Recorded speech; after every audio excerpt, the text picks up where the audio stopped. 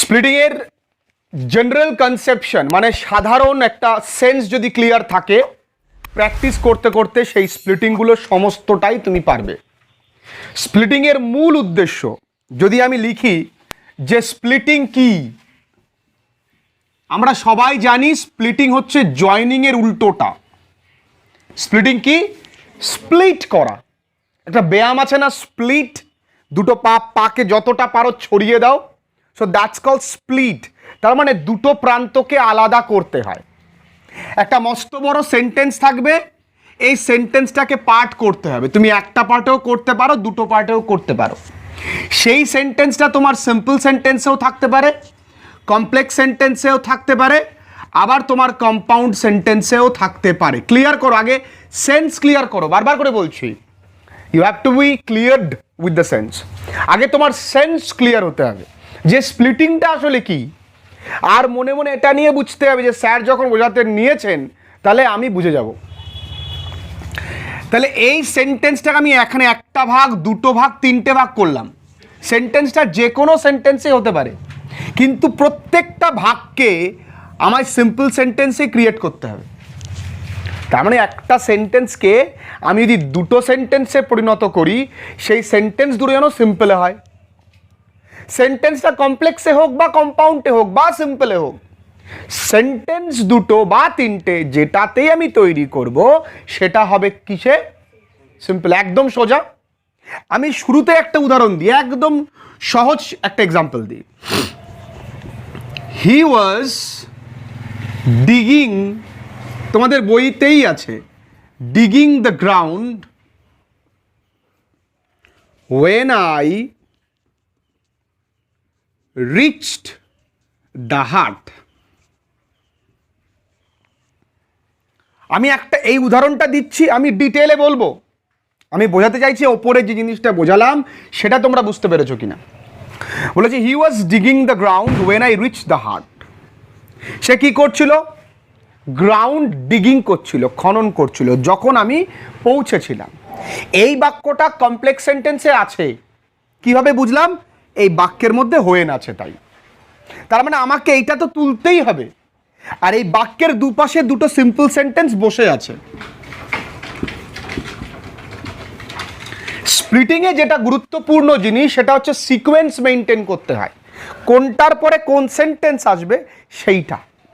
আচ্ছা, আগে পৌঁছাবে তারপরে দেখবে, তাই তো? না আগে দেখবে পরে পৌঁছাবে? আগে পৌঁছাবে। তাহলে আগে পৌঁছানোর ক্ষেত্রে সেন্টেন্সটা কোনটা আগে হবে? I reached the heart. একটা সেন্টেন্স তৈরি হয়ে গেল। এটা কিন্তু সিম্পল সেন্টেন্স। যতগুলো সেন্টেন্স পার্ট আমি তৈরি করব প্রত্যেকটাই কিন্তু সিম্পল সেন্টেন্স। হ্যাঁ আসো, এরপরে তাহলে সেন্টেন্সটা কি পড়ে আছে? হি ওয়াজ ডিগিং দি গ্রাউন্ড। তাহলে আমার এই হোয়েনের তো কিছু করতে হবে, আমার হোয়েনের তো কোনো উপায় করতে হবে। তখন হি ওয়াজ ডিগিং দ্য গ্রাউন্ড দেন। বুঝতে পেরেছি? তাহলে হোয়েনের জায়গায় আমাকে লিখতে হবে কি? দেন। সিকোয়েন্স মেনটেন, যে কোনটা আগে হয়েছে সেটাও কিন্তু তোমাকে বুঝতে হবে। তাহলে এটাও একটা কোন সেন্টেন্স, এটাও একটা কোন সেন্টেন্স? Simple sentence. এটাও একটা সিম্পল সেন্টেন্স। আমরা একটা কম্পাউন্ড সেন্টেন্স থেকে দুটো সেন্টেন্সে পরিণত করলাম। পরীক্ষায় তোমাকে বড় বড় সেন্টেন্সও দিতে পারে, তবে পরীক্ষায় সহজ কিছু নিয়ম দেবে যা তুমি প্র্যাকটিসের মধ্যেই পাবা। এটা ছিল জেনারেল একটা কনসেপশন যে স্প্লিটিংটা কি। এরপর আমি আস্তে আস্তে সিম্পল সেন্টেন্সের স্প্লিটিংয়ে আসবো, কমপ্লেক্স সেন্টেন্সের স্প্লিটিংয়ে আসবো এবং কম্পাউন্ড সেন্টেন্সের স্প্লিটিংয়ে আসবো। প্রত্যেকটা নিয়ম ধরে ধরে বোঝাবো এবং শেষে কোশ্চেন ব্যাংকে WBH সেখানে কতগুলো স্প্লিটিং আছে, প্রত্যেকটা 14টা সেট আছে, হয়তো টোটালে 10টা স্প্লিটিং আছে, প্রত্যেকটা সলভ করে দেব। ঠিক? এবং তারপরে আরও সম্ভাব্য কিছু স্প্লিটিং যেগুলো করলেই তুমি কমন পাবা, সে কটাই তুমি পারবে। শুধু কমনে আসে না, প্র্যাকটিসটাও কিন্তু ক্লিয়ার হয়ে যাবে। ঠিক? তাহলে স্প্লিটিংয়ের রুলসে আমরা আসি। স্প্লিটিংটা শিখবো, কিভাবে স্প্লিটিং করতে হয় প্রত্যেকটা সেন্টেন্স ধরে ধরে। কোনো কোশ্চেন থাকলে আফটার দ্য ভিডিও তোমরা কমেন্ট করবে আর তোমরা প্রশ্ন করবে। ঠিক আছে, চলো প্রথমে আসি সিম্পল সেন্টেন্সের স্প্লিটিং এর নিয়মে। তাহলে সিম্পল সেন্টেন্স করতে গেলে আমরা দেখেছি পার্টিসিপল দিয়ে থাকে। কেমন প্রশ্ন থাকতে পারে? সহজ কনসেপশন ক্লিয়ার করো। Opening the door, I saw a man. এই নিয়মটাকে বলা হয় পার্টিসিপল। কি বলে? ভার্বের শুরুতে তুমি আইএনজি দেখতে পাবে। আর একটা এমনও হতে পারে being tired, I cannot perform. আমি দু ধরনের সেন্টেন্স লিখলাম, ঠিক? Opening the door, I saw a man. Being tired, I cannot perform. আগে দরজাটা খুলেছি, দরজা খুলে আমি একটি মানুষকে দেখতে পেয়েছি। আর বিং বাংলা অর্থ হচ্ছে জন্য, ক্লান্ত থাকার জন্য আমি পারফর্ম করতে পারিনি। Very easy. তাহলে দেখো আমি এই বাক্যটা কোন টেন্সে আছে সেটা বুঝবো দ্বিতীয় বাক্যের ভার্বটা দেখে। স কোন টেন্সে আছে? Past tense. আর এই ধরনের বাক্য সবসময় পাস্ট টেন্সেই থাকে, এটা মাথায় রেখে দাও। এটা গোল্ডেন টিপস বলে দিলাম যে এই ধরনের বাক্য সবসময় পাস্ট টেন্সেই থাকে। কিন্তু এইটা কোন টেন্সে আছে আমি কি করে বুঝবো? ক্যান আছে তাই। টায়ার্ড তো এটা অ্যাজেক্টিভ একটা, টায়ার্ড একটা adjective. I am tired, it's an adjective. I am tired, it's an adjective. তুমি কেমন? ক্লান্ত। এই ক্যান দেখে বুঝলাম এটা প্রেজেন্ট টেন্সে আছে। আর এটা কোন টেন্সে আছে? পাস্ট টেন্সে। তাহলে এই বাক্যের সাবজেক্টটা কে? আই। তাহলে আমি এই বাক্য থেকে আই ধার নিলাম। এই ওপেন কথাটি হয়ে যাবে তখন opened. I opened the door, comma দিয়ে, সরি পরের বাক্য কি হবে? I saw a man. কিছুই না, এই ওপেনিং শব্দটাকে আমি V2 করে ওপেন করে নিলাম। Is it so tough? বোঝা গেছে? দ্বিতীয়, এই বিং শব্দটা এখানে নিশ্চয়ই অ্যামিজার অথবা ওয়াজওয়্যার আছে, তার পরিবর্তে আমি বিং শব্দটা লিখেছি কারণ এইগুলোকেই বলা হয় বি ভার্ব, তাই তো? তাহলে এইখানে আমি সাবজেক্টটা ধার নিয়ে নিই আই। তাহলে আই এর পরে এটা কোন টেন্সে আছে? প্রেজেন্ট টেন্সে। তাহলে আই এর পরে হবে কি? এম। I am tired, I can not perform. সবাইকে রিকোয়েস্ট করব যে সবাই খাতা পেন নিয়ে লিখে নেবে, সবাই লিখে নেবে, যারা অনলাইন পড়ছো যারা অফলাইন পড়ছো প্রত্যেকেই লিখবে। I am tired, I can not perform. এটা ছিল পার্টিসিপল। এবার আরো ডিটেলে বলি, এটা ছিল প্রেজেন্ট পার্টিসিপল দিয়ে করা। পরবর্তী এক্সাম্পলসে যাই, ঠিক আছে? পরবর্তী এক্সাম্পলটা মন দিয়ে দেখো। প্রথমটা বুঝলাম পার্টিসিপল, এরপরে একটু বুঝি। The sun having risen, the sun having risen, the fog disappeared.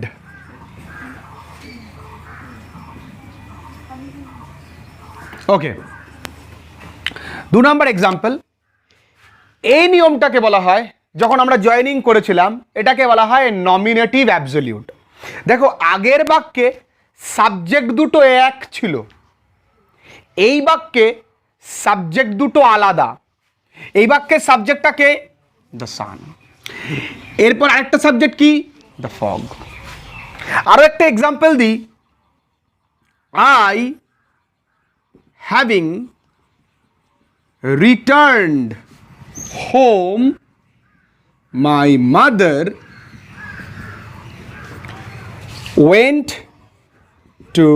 went for cooking. Subject দুটো কি এক না আলাদা বলো? প্রথম বাক্যের সাবজেক্টটাকে আই, এর পরের বাক্যের সাবজেক্টটাকে মাই মাদার। জেনারেল একটা আমি কনসেপশন ক্লিয়ার করছি, আগে শিখে নিচ্ছি, পরে পরীক্ষাগারে ফেলবো যে আমরা ঠিকঠাক শিখলাম কিনা। তাহলে যদি আমি বাক্যের মধ্যে এইরকম হ্যাভিং দেখি, যদি বাক্যের মধ্যে আমি এরকম হ্যাভিং দেখি, আবার বাক্যের মাঝখানেও কিন্তু আমি বিং দেখতে পারবো। দেখি কিরকম। আচ্ছা, it being raining, it being a rainy day, এরকম দিই, it being a rainy day we postponed our match. Subject দুটো এক না আলাদা? সাবজেক্ট দুটো এক না আলাদা? আলাদা। আলাদা তো। এখানে কি দিয়ে শুরু হয়েছে? কি দিয়ে শুরু হয়নি, মাঝখানে কি আছে? বিং। আর এখানে মাঝখানে আছে হ্যাভিং। তো তখন আমি কি করব? একদমই সোজা, এ বাক্যের সাবজেক্টটাকে দ্য সান, এই হ্যাভিংটা লেখা যাবে না, এর সেকেন্ড ফর্ম মানে V2 লিখতে হবে। যেমন এটা ডিসঅ্যাপিয়ার্ড আছে, এর V2 কি? Rose. The sun rose, full stop. দ্বিতীয় বাক্য তো করে দেওয়াই আছে, the fog disappeared. Is it clear? কঠিন কিছু নেই, জাস্ট আমাকে সেকেন্ড ফর্মটা জানতে হবে। রাইজেনের সেকেন্ড ফর্ম কি? রোজ। আর এখানে আই হ্যাভিং রিটার্নড হোম, তাহলে কি হবে? I returned home full stop my mom went for cooking। কঠিন কিছু নেই, একদম সোজা। আমি পরীক্ষায় দেখলাম কোনো একটা প্রশ্ন হ্যাভিং দিয়ে আছে, তখন আমি কি করব? জাস্ট হ্যাভিং এর যে পরের ভার্বটা আছে সেই ভার্বটাকে V2 করে নেব। আমার কাজ এই এতটুকুই, নিয়ম না জানলেও চলবে, জাস্ট টিপসগুলো মনে রাখতে হবে, আর সেটা দরকার প্র্যাকটিস করে করে। It being a rainy day, এটা তাহলে কোন টেন্সে আছে? পোস্টপন্ড, পাস্ট টেন্সে। তাহলে it was a rainy day we postponed our match. কিচ্ছু কঠিন নেই, এই আমিজারের জায়গায়, এই বিং এর জায়গায় আমি একটা ও বিভার ওয়াজ বসিয়ে দিলাম, আর তো কিছু কঠিন নেই। আছে এখানে? Is it tough? প্রত্যেকে লিখে নেবে। তাহলে এই যে নিয়মটা করলাম, এর নাম নমিনেটিভ অ্যাবসোলিউট। কি নাম? নমিনেটিভ অ্যাবসোলিউট, যেগুলো পরীক্ষায় দেবে। এরপরে আসবে ইনফিনিটিভ ইউজ। হয়তো সিম্পল সেন্টেন্সই আজকে কমপ্লিট করতে পারবো, হয়তো বা। হ্যাঁ, কি দিয়ে? হোয়েন না, হোয়েন দিলে তো কমপ্লেক্স সেন্টেন্স হয়ে যাচ্ছে। স্প্লিটিং মানেই আমাকে সিম্পল সেন্টেন্সে করতে হবে, স্প্লিটিং মানেই সিম্পল সেন্টেন্সে করতে হবে। দুটো সেন্টেন্স আমি তৈরি করব, যেই দুটো সেন্টেন্স সিম্পল সেন্টেন্স হবে। ঠিক আছে? আমি প্রথম যেটা বুঝেছি সেটা হচ্ছে, যে বাক্যে সাবজেক্টটা প্রথমে ছিল না, আমি পরের বাক্য থেকে সাবজেক্টটা ধার করে নিলাম, নিয়ে ভার্বের সেকেন্ড ফর্ম যেটা আইএনজি যুক্ত করা আছে সেটাকে আমি সেকেন্ড ফর্ম করেছি। বাড়িতে একটুখানি উদাহরণগুলো দেখলেই ইজিলি করতে পারবা। লিখে নাও সবাই। এবার যে নিয়মটা আসবে সেটা হচ্ছে ইনফিনিটিভ। কি? ইনফিনিটিভ দিয়ে কোনো একটা সেন্টেন্স জয়েনিং করা ছিল, সেই সেন্টেন্সটাকে আমরা স্প্লিটিং করব, দুটো ভাগে ভাগ করব। চলো, ইজি। বললাম, বারবার আই ভাল লাগছে না। He went to market to buy, এর উচ্চারণটা আমি বলবো না, উচ্চারণটা yes, vegetables, not vegetable, vegetables। এইরকম একটা এক্সাম্পল থাকতে পারে, আরেকটা থাকতে পারে, the man was too tired বা too old to work more, এইরকম থাকতে পারে। আমি প্রত্যেকটা দিয়ে যেমন যেমন পরীক্ষায় আসতে পারে সব ক্লাসের জন্য, not only for class 12 but also for class 10, 9, প্রত্যেক ক্লাসের জন্য ইম্পর্টেন্ট। তো আগে দেখো এই বাক্যে ইনফিনিটিভটা কোথায় বসে আছে খুঁজতে হবে। ইনফিনিটিভ, ইয়াস, ইনফিনিটিভ মানেই 2 + V1। কোথায় বসে আছে?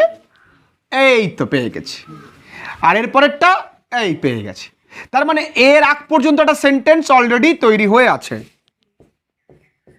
ঠিক?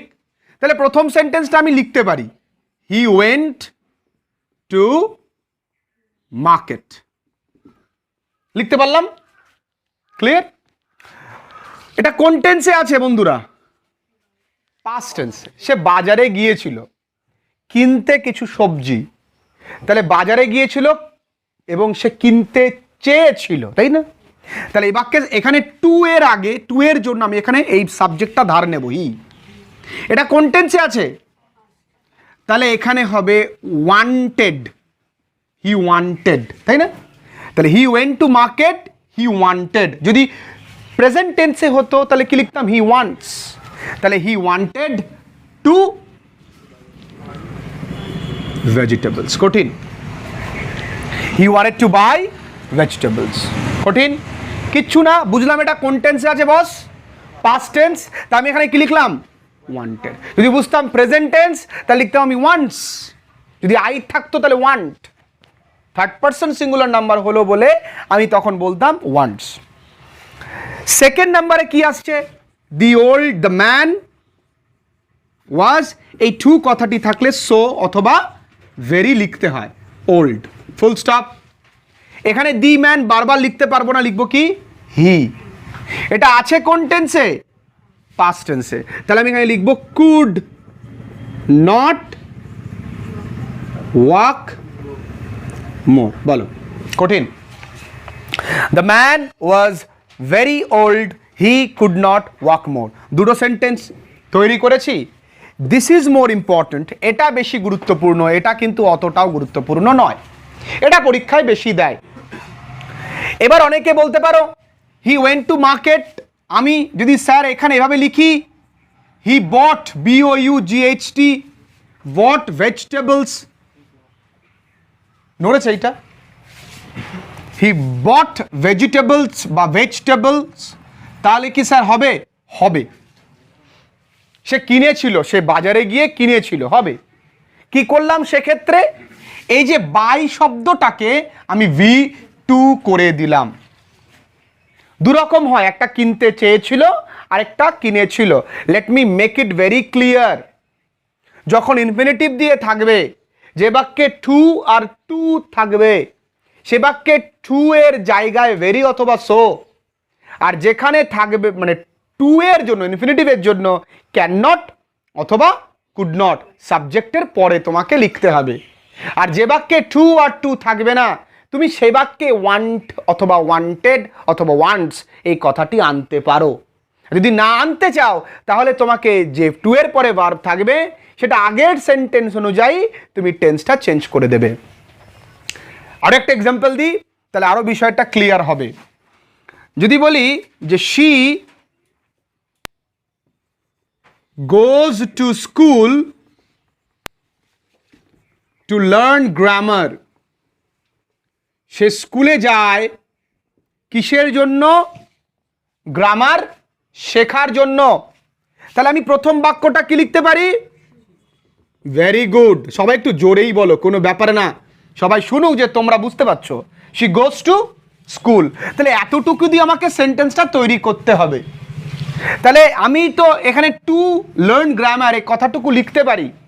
আসলে সে কি চায়? গ্রামার শিখতে, তাই না? সে চায় গ্রামার শিখতে। তাহলে আমি এভাবে লিখতে পারি শি, শি। এবার এখানে আমি ওয়ান্টেড লিখতে পারবো না, কারণ এটা কোন টেন্সে আছে। এখানে কি লিখবো? She wants to learn grammar. আমি আবার এইভাবেও লিখতে পারি শি লার্নস গ্রামার। বিষয়টা কি ক্লিয়ার হলো? Is it so tough? হ্যাঁ, টাফ না তো, ইজি। চলো লিখে নাও। ব্যাপারটা ক্লিয়ার করতে পেরেছি তো আমি? হ্যাঁ, আরে প্রত্যেকে জোরে বল হ্যাঁ কি না। আজকাল মাস্ক পরে আছি, আমি কিছু বুঝতে পারছি না। হ্যাঁ হ্যাঁ, করোনা যাবে। হ্যাঁ, ভাল লাগে না আর পড়তে। মানে কবে নিউজটা আসবে যে পরীক্ষা বন্ধ, সেদিকে তো সবাই মোটামুটি মানত টানত করে রাখা হয়ে গেছে। হ্যাঁ, রনিতা তো বড় সড়ো মানত করেছে। মিষ্টি আসলে খাবি সেই দিনকে, যেই দিনকে রেজাল্টটা বেরোবে যে তোর একটা প্রত্যেক মাসে তোর অ্যাকাউন্টে একটা পয়সা ক্রেডিট হচ্ছে, সেটা 30,000 হোক, 20,000 হোক, 25,000 হোক, যাই হোক। আর তুই নিশ্চিত থাকবি যে লকডাউন পড়ুক আর যাই পড়ুক, আমার বাবা মায়ের পেটে, আমার পেটে দুটো ডাল ভাত যাবে। That day you will be so much happy. Otherwise there is no question to be more happy or happiness. কোনো হ্যাপিনেসের কোশ্চেন নেই, কোনো কারণই নেই। পরীক্ষা শেষ হয়ে গেছে, বিশাল আনন্দ করছি, এই আনন্দের কোনো মানে নেই। আমার চোখে দেখা বহু ছেলে মেয়ে আছে, গাইঘাটা হাই স্কুলে ফার্স্ট বার্থডে ছেলে পড়তো, ওকে সবাই পাগলই বলতো, কারণ ও টেক্সট বই পড়ার পরিবর্তে মনোরমা ইয়ারবুক বলে আমাদের লাইব্রেরিতে একটা বই আসতো, সেই বইটা পড়তো বারবারও। তা আমরা ওর এমনিতেও কথাবার্তা ভালো না, কিন্তু ছেলেটি ভালো। এখন চেঞ্জ হয়ে গেছে, চাকরি পাওয়ার পরে কাউকে সম্মান করতে পারতো না, এত স্টুডিয়াস ছিল। ছেলেটি স্কুলে ফার্স্টও হতো, মনোরমা ইয়ারবুক, পেশা প্রবেশ, হ্যাঁ, তারপরে পরীক্ষা প্রস্তুতি, এই সমস্ত বই পড়তো। আমি দেখতাম, অঙ্ক করতো। এইচএস পাশ করার পরে ইন্ডিয়ান এয়ারফোর্সে ওয়াই গ্রুপেও চাকরি পায়, একবারে at the very first attempt. কোথাও পড়তে হয়নি ওর, সায়েন্স ব্যাকগ্রাউন্ডের স্টুডেন্ট ছিল, তার মধ্যে মনোরমা ইয়ারবুক পড়তো, রোজ পেপার পড়তো, একটা নলেজ গ্যাদার হয়ে গেছে, ব্যাস একদম এক্স গ্রুপে বা ওয়াই গ্রুপে, টেকনিক্যাল বা নন টেকনিক্যালেও চাকরি পেয়ে গেছে। একদম ইয়াং ছেলে। এখন দেখা হয়, এখন অনেক ভদ্র হয়ে গেছে। আমি কথা বলতাম না, কারণ ও বড়োদেরকে রেসপেক্ট করতে পারে না। সুতরাং এমন কোনো কারোর সাথে যদি আমি কথা বলি, তাহলে আমার মান সম্মান আমার মনে হয় খারাপ লাগে। কিরে ভালো আছিস, হ্যাঁ তুই কেমন আছিস, এ করে বলা। তার মানে আমাকে ও যে বয়সে বড় 1%ও বড়, সে রেসপেক্টটা করতে পারতো না, এখন দেখি পারে। কেমন আছো দাদা, ভালো আছো তো, তার মানে ও চেঞ্জেস এসছে। মানুষের হয়, চেঞ্জেস হয় পরবর্তীকালে আস্তে আস্তে। সো ওই ছেলেটা কিন্তু সাকসেসফুল, ও আস্তে আস্তে শুনেছি এখন প্রমোশন পেয়েছে। এয়ারফোর্সে যদি প্রমোশন হয়, ওটা ঘ্যামা চাকরি, তাহলে ওই দিনে একটা আনন্দ, মিষ্টি খাওয়ার একটা দিন আসবে। হ্যাঁ, এখন পরীক্ষা না হলে মিষ্টি খাওয়ার কোনো প্রশ্নই নেই, আছে নাকি সাগর? আছে? নেই। তাহলে মিষ্টি ওদিনকে আমি কিনে দেবো, তোরা খাস। আচ্ছা, ইনফিনিটিভ দিয়ে হয়ে গেল। এবার আসবে নাউন ইন অ্যাপোজিশন। কি আসবে বন্ধুরা? এটা তোমরা সবাই জানো, এটা তোমাদেরকে আমি আগেও করিয়েছি।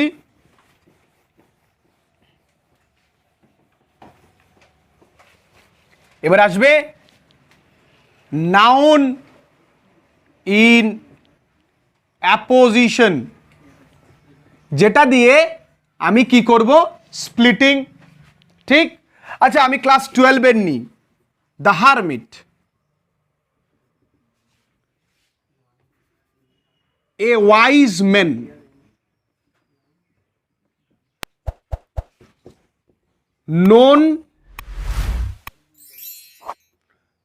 is known for his wisdom. The hermit, a wise man. দেখো এখানে কমা কমা দিয়ে আছে। আমার কাজ এখানে দুটো সেন্টেন্স তৈরি করা। এই কমায়, প্রথম কমায় তোমাকে মনে রাখতে হবে অ্যামিজার বা ওয়াজারের কিছু একটা আছে। আমি কি করে বুঝবো? এই তো বোঝার জায়গা চলে এসছে এখানে। তাহলে কি হচ্ছে? The hermit is a wise man. শেষ, সেন্টেন্স ইজ ম্যাড। এরপরে এই কমার এখানে হি অথবা শি অথবা দে আছে, তাহলে আমি কি লিখতে পারি এখানে? হারমিট নিশ্চয়ই হি। তাহলে he is known for his wisdom. কঠিন কিছু না। তোমার কাজ কি? প্রথম কমায় অ্যামিজার ওয়াজার লেখা, বোঝা কি বাক্যের মধ্যে কোথাও না কোথাও একটা ভার্ব অবশ্যই থাকবে, যেটা দেখে আমি বুঝতে পারবো সেন্টেন্সটা প্রেজেন্ট টেন্সে আছে না পাস্ট টেন্সে আছে। দ্বিতীয় কমা তুলে তোমার কাজ কি? ওখানে প্রোনাউন লেখা, সেটা হিসি দে হতে পারে। আজকে শুধু সিম্পল সেন্টেন্সের স্প্লিটিংটাই থাকুক এবং সেখান থেকে কিছু প্র্যাকটিস করি, দেখি আমরা ঠিকঠাক শিখলাম কি না। ঠিক আছে? তাহলে বুঝতে পারবো ঠিকঠাক শিখতে পেরেছি। আর তোমরা যারা দেখছো তারা প্র্যাকটিস করে, মানে সেগুলো উত্তরটা করে আমাকে পার্সোনালি হোয়াটসঅ্যাপ করতে পারো, মেসেজ করবে। সবসময় ফোন ধরার হয়তো সম্ভাবনা নাও থাকতে পারে, বা সেরকম পরিস্থিতি বা কন্ডিশন নাও থাকতে পারে। So you can message me. My number is 9641439908। প্রথম question, he received none but common folk, একটু কঠিন দেব, CEIVED, received none but common folk. আচ্ছা, এটাকে একরকম গ্রামার করা যায়, নেগেটিভ থেকে অ্যাফার্মেটিভ। কি করবো, নান বাট তুলে, very good. He received none but common folk. কি করে করব, এটা এক প্রকার, হি রিসিভড ফোক, ঠিক, সে কি রিসিভ করে, এটা কোন টেন্সে আছে, তাহলে এই ফোকরা হবে দে ওয়্যার কমন, এই নানবারটা তুলে, কিছুই না, simple. He received folk full stop, they were common only.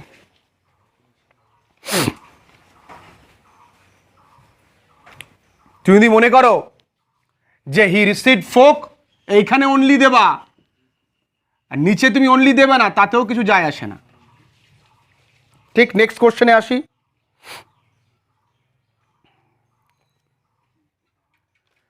হ্যাঁ, ভালো কোশ্চেন, দুদাগেরটা, হ্যাভিং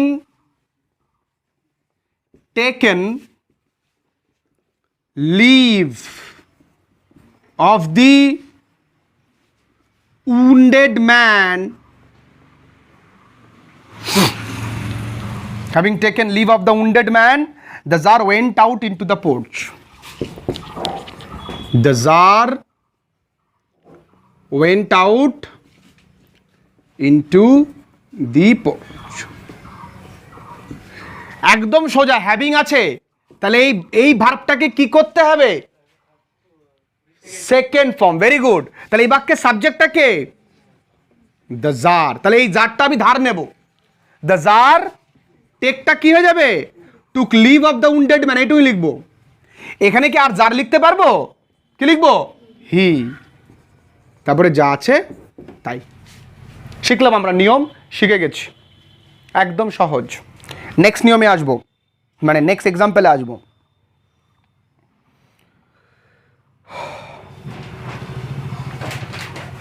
বুঝবো, এডিট করতে যে কি কষ্ট, কত জায়গায় কাটতে বলতে।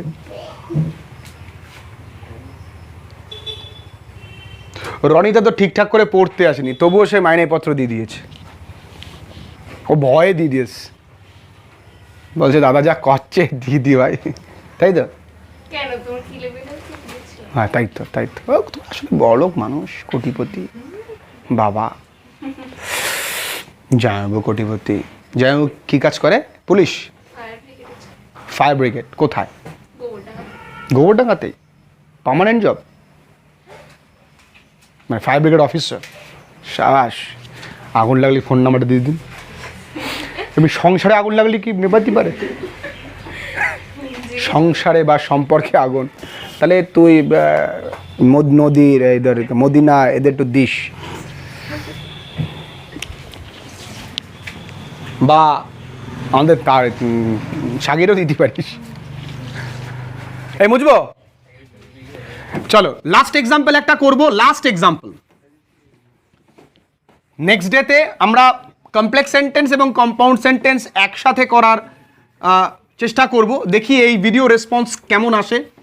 যদি ভিডিও রেসপন্স তোমরা কমেন্ট করো ভালো, তোমরা শেয়ার করো ভালো, তাহলে নেক্সট ভিডিওগুলো আপলোড করবো, না হলে এমনিতেই ক্লাস করে থবো। চলো এরপর একটা এক্সাম্পল দিই। The czar saw a bearded man, bearded, বলো তো bearded মানে কি, বাহ, come running out of the wood, তাই তো, আউট অফ দি উড। এই বাক্যে একটা দেখো, একটা এই বাক্যে একটা তোমার দুটো সেন্টেন্স অলরেডি বসে আছে। The czar saw a bearded man. প্রথম বাক্য লিখে দিলাম, শেষ। এ বাক্যে পড়ে আছে কাম, তাহলে এখানে আমি হি লিখতে পারি? বলো তো দেখি, এখানে কামটাকে কাম লিখতে পারবো না কেম হবে? কেন? Very good. তাহলে বললাম না, জেনারেল সেন্স তোমাদের যদি ক্লিয়ার হয়ে যায় কেউ আটকাতে পারে? সাধারণ সেন্স, স্প্লিটিংটা সাধারণ একটা জিনিস, লিখে দাও। এই তিনটে এক্সাম্পল করলাম, আজকে পুরো কমপ্লিট করলাম simple sentence splitting with practical some exercises. আশা করবো তোমাদের ভিডিওটা ভালো লেগেছে। যদি ভালো লেগে থাকে অবশ্যই লাইকস করো আর শেয়ার করে দাও বন্ধুদের সাথে।